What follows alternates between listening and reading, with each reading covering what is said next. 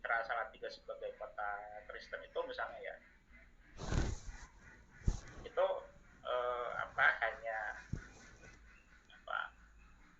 hanya sekedar misalnya sebuah propaganda gitu ya, propaganda untuk membingkai ya bahwa seolah-olah di Salatiga umat Islam itu minoritas ya, padahal dalam kenyataannya secara data-data statistik ya menunjukkan bahwa mayoritas penduduk Salatiga itu adalah Muslim sebenarnya, mayoritas beragama Islam. Jadi itu hanya sekedar propaganda yang entah dibuat oleh siapa ya untuk membelokkan ya kenyataan yang ada ya, kenyataan bahwa Salatiga itu sebenarnya mayoritas Muslim ya, tapi kemudian diciptakan sebagai kota Kristen misalnya seperti itu. Nah ini kan hanya akan timbul kalau kita punya nalar kritis ya, kita tidak menerima sebuah informasi itu sebagai jawaban yang mutlak benar ya, atau jawaban yang sudah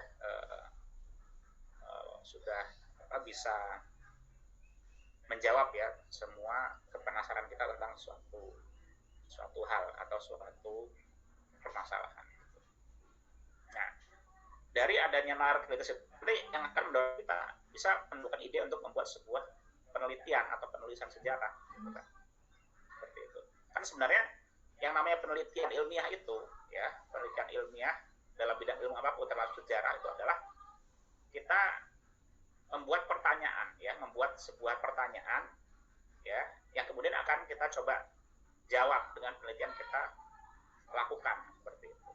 Jadi intinya itu ya, 3 hal tadi yang harus kita miliki kalau kita ingin punya ide ya tentang penulisan sejarah. Kalau kita sudah punya rasa cintaan, sudah punya rasa ingin tahu dan juga nalar kritis, maka kita akan bisa memperoleh sebuah ide untuk penelitian sejarah. Itu yang prinsipnya seperti itu ya. Nah, adapun soal yang lebih teknisnya gitu ya, karena ini kan judulnya tips dan trik ya, jadi ini kan sifatnya lebih teknis. Nah, mungkin saya ingin menampilkan di sini ya, ini hanya sekedar sebagai contoh saja gitu ya. Ada ini contoh proposal penelitian sejarah ya, yang dulu disusun oleh salah seorang mahasiswa SPI ya, SPI IAIN Salatiga ya, sekarang sudah alumni ya. Ini dulu dibuat di mata kuliah MPS atau metode penelitian sejarah ya, yang kemudian dilanjutkan ke seminar sejarah dan akhirnya jadi sebuah skripsi ya. Judulnya menurut saya cukup menarik, pergeseran busana pengantin tradisional Jawa menjadi busana pengantin muslimah di Kecamatan Paciran, Kabupaten Lamongan tahun 2000 sampai 2017.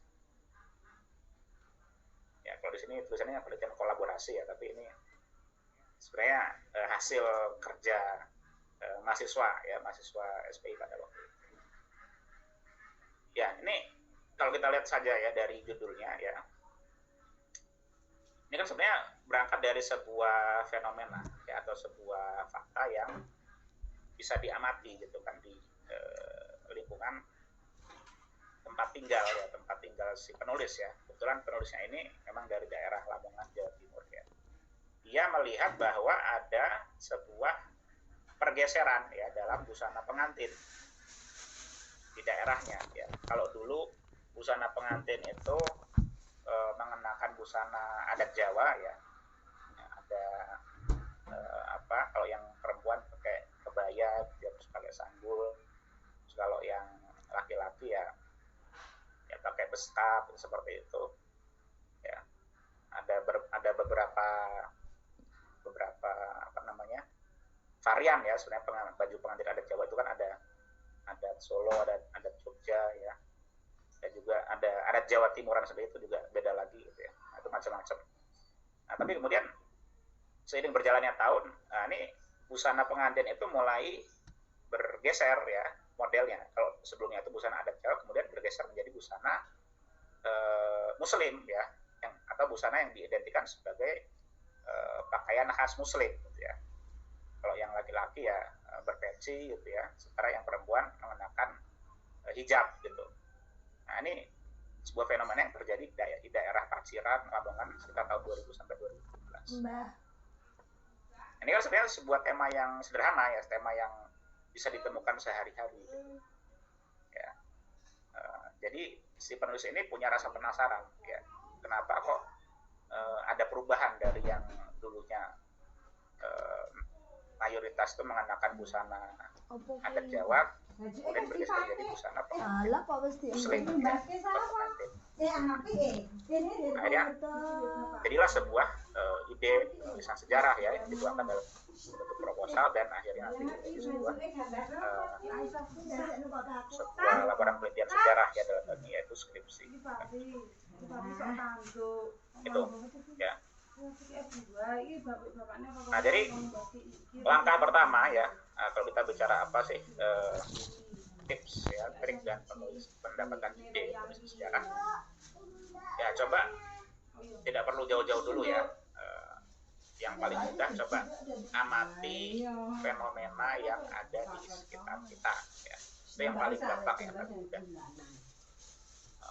Kalau kita tidak mau yang terlalu jauh ya atau terlalu jelimet, ya udah ambil aja sederhana yang ada di lingkungan sekitar kita. Fenomena-fenomena apa yang ada di sekitar lingkungan kita yang mungkin di situ ada suatu perubahan atau pergeseran ya. Sekarang seperti ini, padahal dulunya tidak seperti ini gitu ya. Nah, itu sudah bisa jadi ide penulisan sejarah. Jadi pertama adalah mengamati atau mengobservasi. Ya. Nah, lalu yang kedua ya, setelah kita mengamati dan mengobservasi, ya, kita itu tadi kita coba ya, buat dari hasil pengamatan itu kita membuat sebuah pertanyaan sederhana ya. Pertanyaan sederhana itu untuk mempertanyakan ya fenomena yang kita amati tadi ya. Pertanyaan sederhana itu cukup dengan kata, diawali dengan kata tanya mengapa ya. Mengapa kalau dalam kasus proposal ini tadi ya, proposal tentang penelitian perubahan busana pengantin, mengapa terjadi perubahan dari busana pengantin Jawa menjadi busana pengantin Muslimah? Nah, itu. Kalau temanya tadi soal Salatiga sebagai kota Kristen, mengapa Salatiga diidentikan ya atau menjadi identik dengan kota Kristen? Nah, itu kan udah jadi pertanyaan ya, sebenarnya pertanyaan penelitian ya. Pertanyaan besarnya kan itu. Nah, tinggal nanti diturunkan menjadi pertanyaan yang lebih detail ya, masalah. Jadi kita mengamati, mengobservasi, terus membuat pertanyaan. Ya. Langkah ketiga setelah kita membuat pertanyaan adalah ya, kita coba cari ya literatur yang relevan gitu ya dengan pertanyaan yang ingin kita jawab tadi gitu ya. Nah, contoh ini ya, kalau di proposal ini nah, nanti pertanyaan-pertanyaan itu kalau dalam sebuah proposal penelitian itu nanti masuk di tinjauan atau kajian pustaka ya. Nah, ini tinggal pustakanya. Ya, ini memang versi yang seperti ini belum direvisi dulu ya. Ini masih versi awal ya. Nah, tapi setidaknya di tinjauan pustaka itu si penulis ini kan mencari atau membaca buku-buku yang relevan ya dengan tema penelitiannya ya, atau dengan pertanyaan yang diajukan tadi gitu kan. Nah, dia baca misalnya buku berjudul Mengislamkan Jawa karya M. Siricleff ya, yang membahas itu tentang Islamisasi masyarakat Jawa atau perkembangan Islam di tengah masyarakat Jawa ya. Jadi kasus pergeseran busana pengantin itu kan sebenarnya hanya satu bagian kecil dari sebuah fenomena besar, yaitu semakin menguatnya ya Islam ya, ajaran Islam di tengah masyarakat Jawa ya. Yang tadinya masyarakat Jawa itu banyak yang masih abangan ya, atau masih Islamnya itu bersifat KTP lah ya, seperti itu. Nah itu sedikit demi sedikit mulai berusaha untuk menaati ya, lebih menaati atau mengamalkan apa yang ada dalam syariat Islam. Terus ada juga ya, ada buku tentang mozaik kehidupan orang Jawa pria dan wanita dalam masyarakat Indonesia modern. Nah ini kan buku yang berkaitan dengan kehidupan masyarakat ya, kehidupan masyarakat Jawa ya, khususnya berkaitan dengan masalah relasi atau hubungan antara pria dan wanita. Jadi situ juga ada soal pernikahan. Ya. Tuh, ya.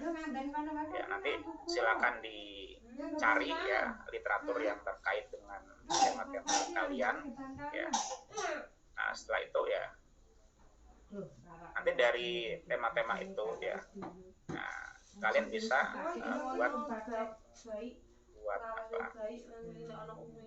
satu tinjauan ya, kan namanya juga tinjauan pustaka ya, tinjauan hal-hal apa saja yang sudah dijawab ya oleh penelitian terdahulu ya, atau oleh karya terdahulu, hal-hal apa yang belum terjawab ya. Nah hal yang belum terjawab itu ya itulah yang kalian nanti akan coba jawab ya dengan penelitian yang kalian atau yang kita lakukan seperti itu. Nah sepertinya ya udah, setelah kalau kalian sudah jawab ya, dan lanjutnya lebih teknis lagi ya, membuat proposal penelitian gitu ya. Atau ini arahnya memang nanti ke karya ilmiah.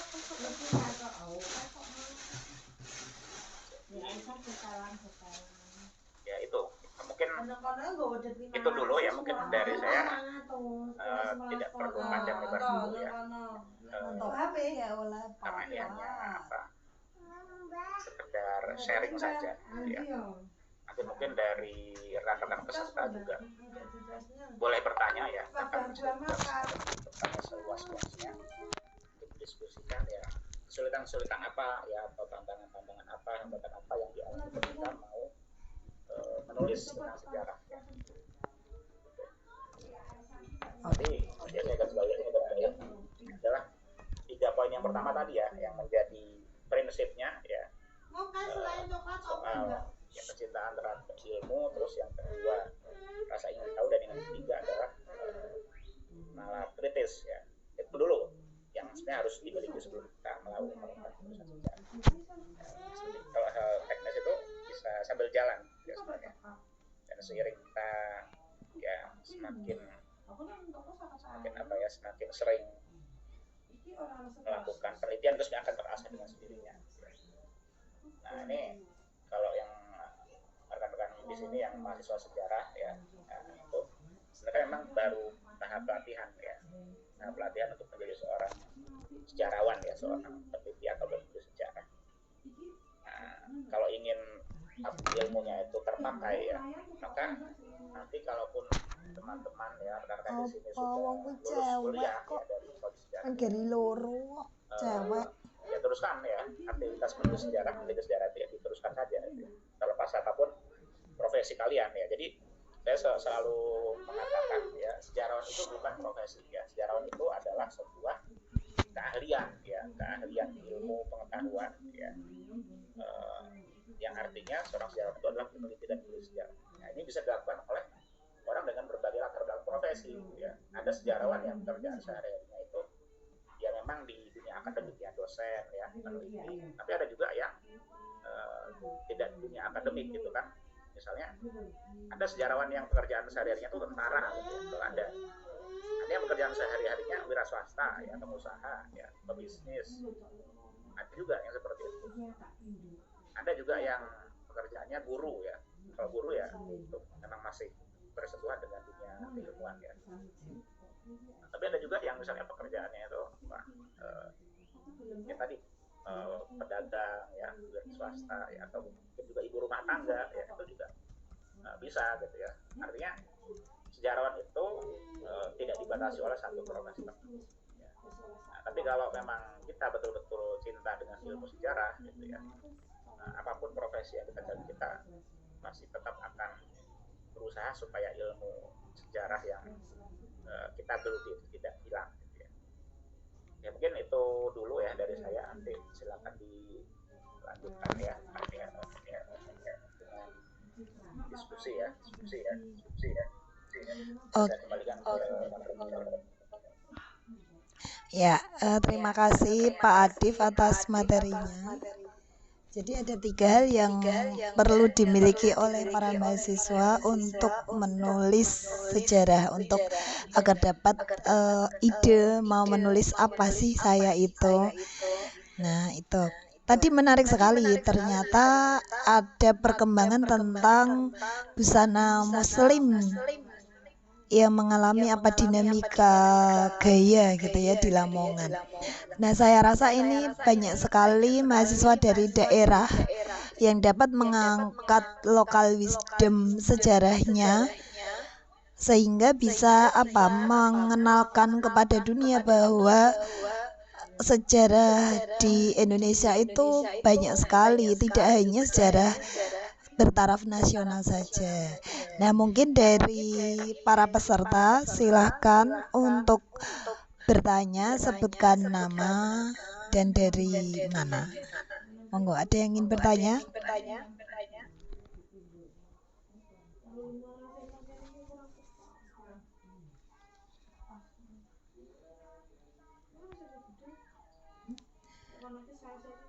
Ini pada puasa jadi mungkin ya,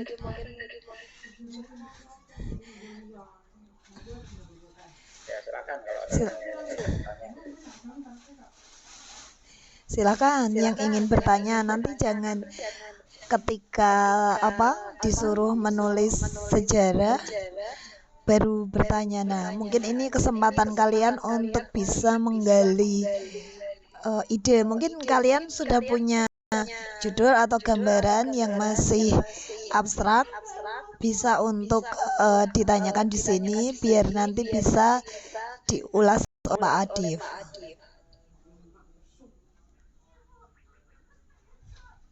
Oke, kalau belum ada yang mau bertanya, mungkin saya ingin memberikan sedikit ya tambahan ya dari yang tadi sudah disampaikan soal rasa ingin tahu atau penasaran ya terkait dengan sejarah ataupun peristiwa-peristiwa yang terjadi di masa lalu. Mungkin kita bisa mengawali dari fakta-fakta unik ya yang belum diketahui orang banyak ya, atau yang banyak orang tidak ngeh gitu ya dengan fakta tersebut. Nah, contoh kemarin waktu saya ada di kelas sejarah Islam Indonesia pasca kolonial, saya bertanya kepada mahasiswa di kelas itu. Pertanyaan saya, negara Indonesia itu ada berapa? Saya nggak tahu di sini ada yang ikut di kelas saya juga apa enggak ya, tapi cuma saya tanya. Coba ada yang tahu nggak negara Indonesia itu ada berapa? Coba. Sepanjang sejarah ya dari tahun 45 sampai sekarang, negara Indonesia yang pernah eksis itu ada berapa? Coba nih, jadi malah saya yang nanya ya. Silakan kalau ada yang mau menjawab, coba.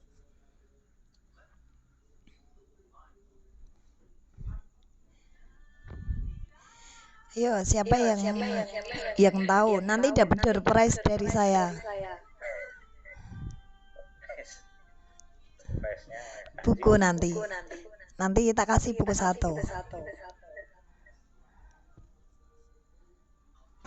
Coba. Sepanjang sejarah Indonesia dari tahun 45 sampai sekarang, negara Indonesia itu ada berapa? Ini sedikit gambaran aja ya. Kalau kita berbicara misalnya negara Korea, ya. Korea itu ada berapa sih? Utara, Selatan. 2, Pak. Ya, 2 ya. Ada Korea Selatan, ada Korea Utara. Yang mana nama Korea Selatan, Korea Utara itu kan cuma untuk memudahkan saja ya, memudahkan penyebutan daerah. Tapi kalau nama resminya kan Republik Korea ya, dan Republik Demokratik Rakyat Korea. Republik Korea itu Korea Selatan, sementara Republik Demokratik Rakyat Korea itu adalah Korea Utara. Begitu juga Jerman ya, dulu Jerman itu ada dua negara ya, itu Jerman Barat dan Jerman Timur. Kalau Jerman Barat itu nama resminya Republik Federasi Jerman. Sementara kalau Jerman Timur itu Republik Demokratik Jerman.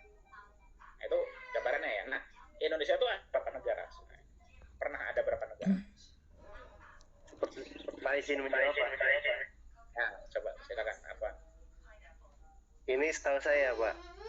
Ya. Kayaknya sama nama yang sekarang itu berarti 3, Pak. Apa aja? Apa aja? Iya. Yang pertama Hindia Belanda, yang kedua Republik Indonesia Serikat, sama yang terakhir sekarang ini Republik Indonesia.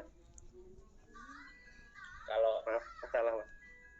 ya, oke, terima kasih. Ya, tapi yang pertama tadi ya, Hindia Belanda itu kan sebelum adanya negara Indonesia ya. Nah, ini yang saya tanyakan itu setelah adanya Indonesia di tahun 45. Tadi kalau dari jawabannya Afan itu berarti 2 ya, RI dan RIS.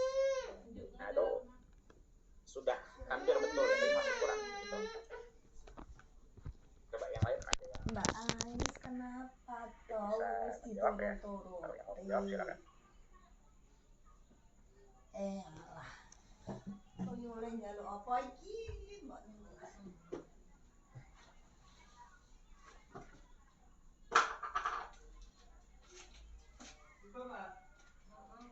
Coba yang lain silakan.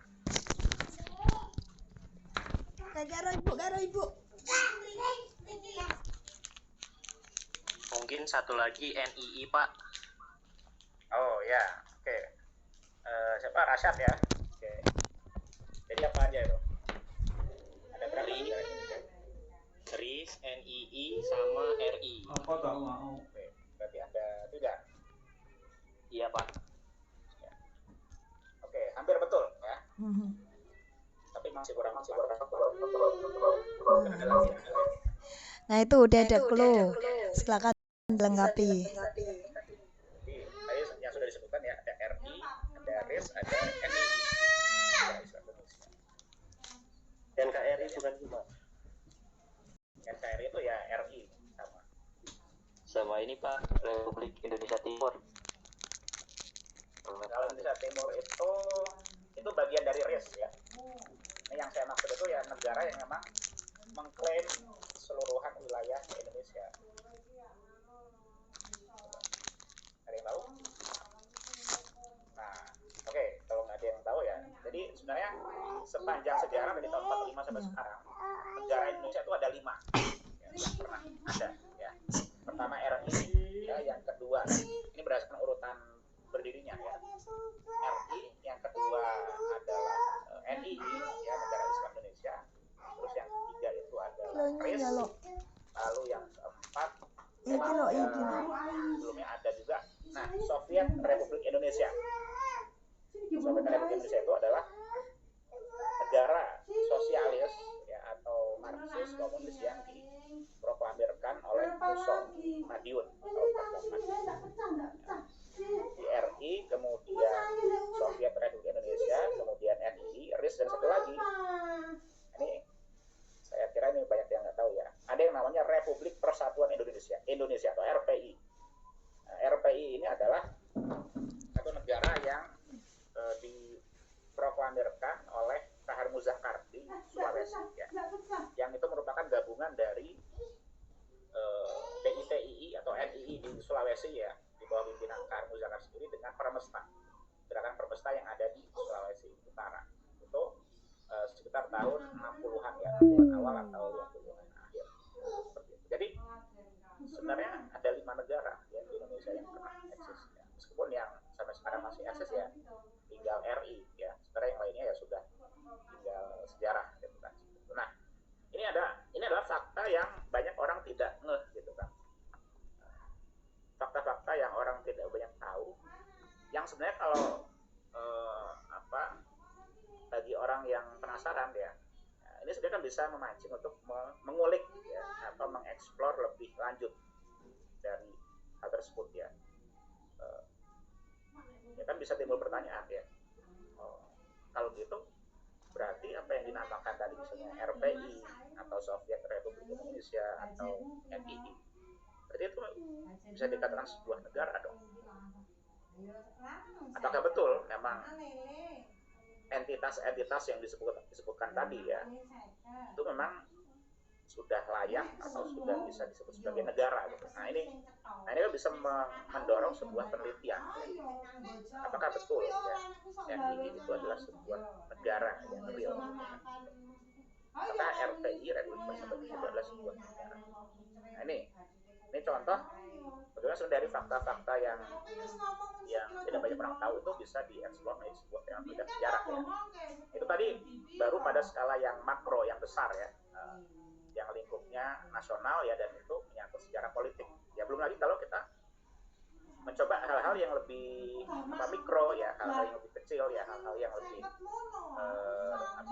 dekat dengan keseharian, itu saya yakin banyak sekali ya fakta-fakta yang sebenarnya banyak orang tahu yang itu bisa menjadi titik awal untuk membuat sebuah penelitian sejarah atau penulisan sejarah.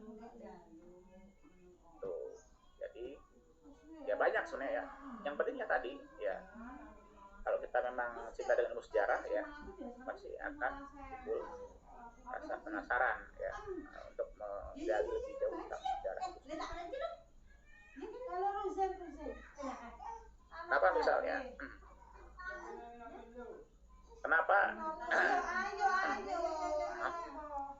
Kenapa banyak sosok hantu di Indonesia itu yang mengambil bentuk perempuan?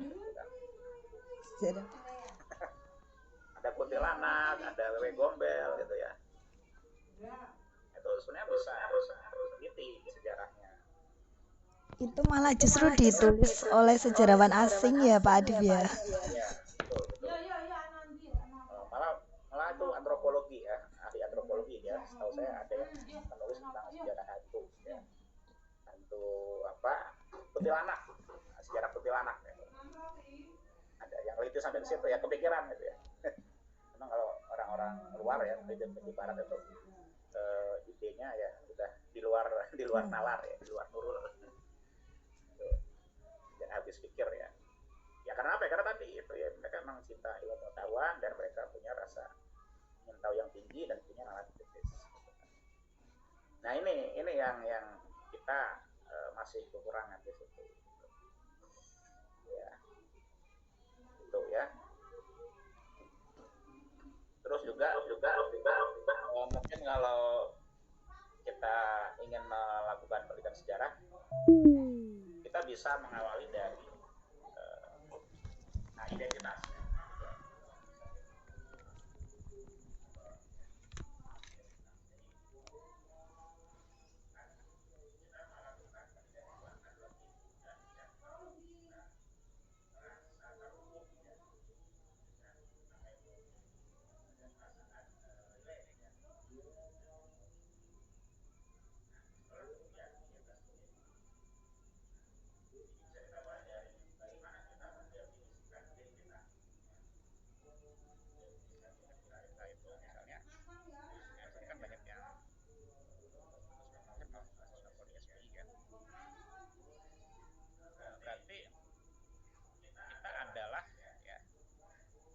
Identitas agama kita adalah Muslim ya. Lalu yang kedua identitas kebangsaan kita orang Indonesia. Kita adalah Muslim dan orang Indonesia. Itu identitas ya. Nah jadi kita bisa mengeksplor ya tema penulisan sejarah itu dari hal yang terkait dengan identitas. Pertama-tama tadi kita sebagai Muslim. Itu mungkin masih terlalu makro ya, masih terlalu besar ya.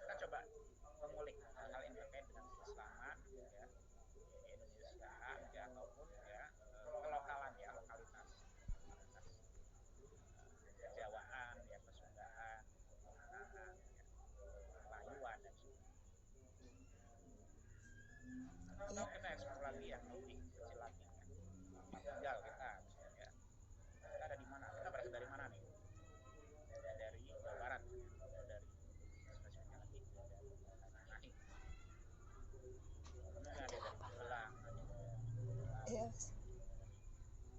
dari sik nggih. Pekalongan, ya. Cari saja hal-hal yang ada di sekarang, ya. Tapi yang Kok saya benar bekerja? Sebentar nggih. apa ya, nanti kakak dengan hal tersebut. Iya. Hah? Respon ya terkait dengan penerbangan organisasi itu juga boleh-boleh saja. Saya ndek kayak bekerja. Saya orang NU, ya. Saya orang Persis, ya. Cari hal-hal yang terkait gitu.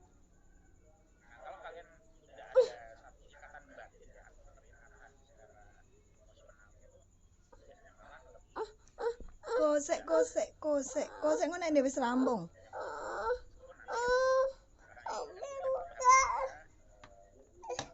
ya, objektivitas ya dalam arti Saya ndek kayak bekerja. Mangke nggih. Sekedap nggih. Namun ndek. menyenangkan. Ya. Itu banyak sekali sebenarnya ide-ide yang sudah disampaikan oleh Pak Adif, sudah berikan gambaran kepada kita semua. Ternyata menulis sejarah itu banyak sekali yang perlu kita gali, cuman masalahnya adalah tadi kembali ke 3 aspek. Salah satunya adalah kemauan. Nah, dari peserta ada yang ingin bertanya, kita masih ada waktu 8 menit lagi karena kita waktu puasa jadi waktunya agak mepet. Ada yang ingin bertanya? Satu penanya saja.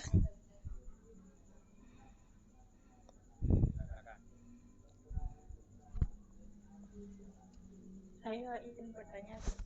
Ya, silakan Mbak Fadilah. Tadi kan disampaikan bahwa kita bisa meneliti sesuai dengan identitas kita. Nah, bagaimana cara kita tetap netral sementara kita adalah insider dari penelitian itu? Terima kasih. Oke, terima kasih Mbak Fadila.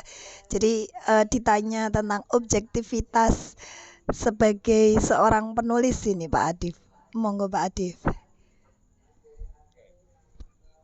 jadi sebenarnya objektivitas itu kalau saya lebih apa ya, lebih maknai itu sebagai sikap proporsional ya atau adil dalam arti ya ketika kita menulis hal-hal yang terkait ya dengan kita sendiri ya kita sendiri ya kita tidak bisa menafikan ya bahwa pasti ada unsur subjektivitas Apa toh? ya di Wis bawa men iki dong rampung sik meh. karena banyak mahasiswa dari latar belakang pesantren ya terus pesantren mungkin itu tidak jadi masalah tapi yang penting adalah kita harus berusaha ya menghadirkan fakta-fakta itu dari berbagai sumber ya berbagai sumber ya yang bisa jadi sumber-sumber itu punya sudut pandang yang berbeda terkait dengan apa yang peneliti. Contoh misalnya saya menulis biografi seorang tokoh politik ya. Nah, tokoh politik apa lagi ya ini tokoh politik itu pasti orang yang bergelut dalam politik itu pasti punya kawan lawan ya. Nah, kita ya kalau ingin objektif tadi ya maka kita harus proporsional ya dalam menggali dan menampilkan fakta ya. Jadi harus kita menghadirkan ya informasi fakta itu dari pihak kawan maupun lawan ini kalau dalam jurnalis itu ada istilah upper website. Jadi upper ya dari para pihak atau dari masing-masing pihak yang terlibat dalam suatu isu. Kita mengangkat tadi tokoh ya, kita tampilkan ya orang-orang yang akan dengan dia maupun lawan-lawan dia, lawan dia juga. Soal bahwa kemudian kita ada kecenderungan ya salah satu pandangan gitu ya, apa kita adalah mengaku tersebut ya, itu ya hal yang manusiawi sebenarnya ya, manusiawi kita kagum atau kita tidak suka dengan seseorang atau sesuatu ya. Tapi dalam penelitian sejarah khususnya ya kita harus menampilkan informasi itu secara utuh ya. Jadi tidak hanya dari sedikit ya. Selengkap mungkin ya kita harus bisa menggunakan data yang tentang apa ya. Misalnya ya, misalnya saya orang Muhammadiyah ya, saya mau nulis tentang seorang Muhammadiyah. Ya, pasti ada sisi batas ya, ada dari pemilihan saya ya. Saya suka subjektif ya, saya memilih yang tapi ketika kemudian kita melakukan penelitian ya, saya melakukan penelitian tentang Muhammadiyah ya, saya untuk menjaga objektivitas ya harus menampilkan ya informasi atau data bukan hanya dari internal saja, internal Muhammadiyah saja, misalnya kita dari luar yang mungkin tidak sejalan ya, atau kontra ya, atau tidak sependapat dengan nanti di situ kita harus menampilkan secara utuh soal apakah subjektivitas itu tetap ada di situ nantinya, yaitu tidak jadi masalah selama kita tidak memiliki informasi atau kita tidak membuang informasi ya, membuang sebuah data hanya karena kita merasa serap ya dengan data tersebut. Jadi yang penting adalah kita terbuka terhadap informasi ya, dari berbagai sumber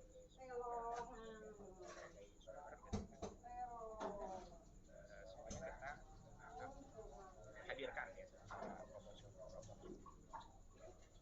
berkembang ya dalam sekali ya itu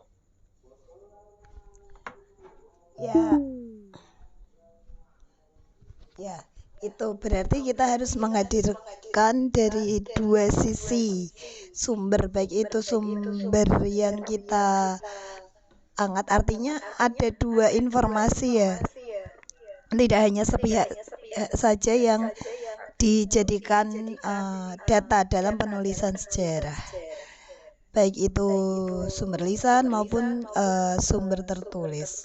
Begitu Mbak Fadilah, sudah jelaskah? Oke. Ya, karena waktu kita sudah sampai 4:30, ini sudah jam 4:31. Saya mengucapkan terima kasih banyak kepada Pak Adif yang sudah bersedia memberikan materi pada siang hari ini, meskipun kemarin mendadak. Karena kalau tidak segera dilaksanakan nanti akhir-akhirnya tidak jalan juga. Jadi ya sudahlah, kita ini mulai dari awal, karena Pak Adif juga salah satu yang menginisiasi tentang Kosmas ini sendiri. Nah, next minggu depan kita juga akan diskusi lagi. Sebelumnya saya mengucapkan terima kasih banyak atas waktunya dan ilmunya Pak Adif terhadap para mahasiswa semuanya. Jazakumullah. Semoga ini memberikan pemahaman kepada para mahasiswa bahwa menulis itu menarik, tinggal kita mau apa tidak untuk menggali lebih dalam. Itu saja. Terima kasih banyak Mas Adif. Untuk semuanya saja, tolong link daftar hadir bisa diisi. Nanti sertifikat akan dikirim lewat email. Dan kita akan menunggu lagi sesi di diskusi bareng Kosmas. Next time mungkin kita akan minggu depan akan sama Pak Herio Aji. Kita tunggu tema selanjutnya. Saya cukupkan sekian dari moderator. Mungkin ada Mas Afan masih di situ? Masih, Bu. Oke, saya serahkan kembali ke MC. Jika selama memandu jalannya pembicaraan tentang ide menulis hijrah, saya mohon maaf sebesar-besarnya. Akhirul kalam, billahi taufiq wal hidayah. Wassalamualaikum warahmatullahi wabarakatuh.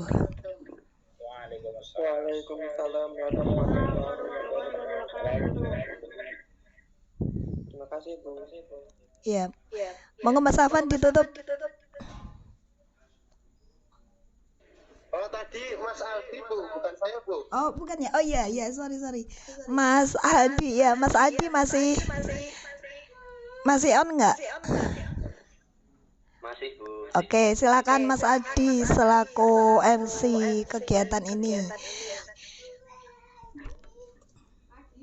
Terima kasih kawan-kawan dan terima kasih kepada Bapak Adif sebagai pemateri pada diskusi kali ini. Apabila dalam saya memandu kegiatan diskusi Kosmas ini ada kesalahan baik tutur kata maupun yang tidak sesuai, saya mohon maaf. Wassalamualaikum warahmatullahi wabarakatuh. Waalaikumsalam warahmatullahi wabarakatuh. Ada mohon untuk sebelum keluar dari Google Meet. Oh iya ya Mas Adif. Bisa on cam nggak untuk dokumentasi? On cam semua. Mas Tony, seksi dokumentasi. Ada? Ayo on cam semua ya.